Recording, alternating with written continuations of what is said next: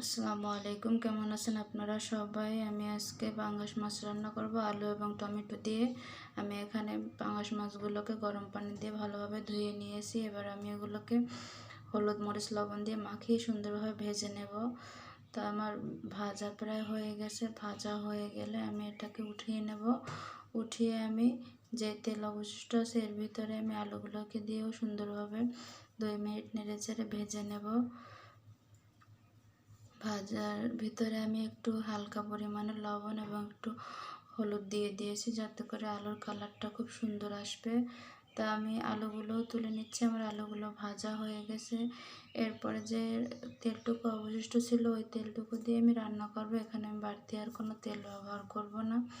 তো পেঁয়াজ কুচি দিয়ে আমি এটাকে সুন্দরভাবে নেড়ে চেড়ে ভেজে এর ভিতরে লবণ দিয়ে দিয়েছি আদা বাটা, রসুন বাটা এবং এখানে আমি গরম মশলা দিয়েছি একটু 1 চা চামচ পরিমাণে দিয়ে আমি এগুলোকে সুন্দরভাবে নেড়ে চেড়ে হলুদ মরিচের গুঁড়ো দিয়ে আমি সুন্দরভাবে কষিয়ে নেব। কষানো হয়ে গেলে আমি এর ভিতরে আরেকটু পানি দিয়ে আরও ভালোভাবে কষিয়ে নেব।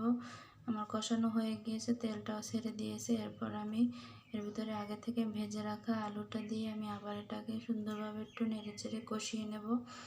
কষানো হয়ে গেলে আমি এর ভিতরে দিয়ে দিচ্ছি পানিটা দিয়ে আমি এটা অপেক্ষা করব বলক ওঠা পর্যন্ত। বলক উঠে গেলে আমি এর ভিতরে দিয়ে দিচ্ছি টমেটো, আগে থেকে কেটে রাখা টমেটো, এবং এর উপরে মাছটা দিয়ে আমি দিয়ে দিচ্ছি একটু ধনিয়া পাতা। আমার রান্না হয়ে গেছে।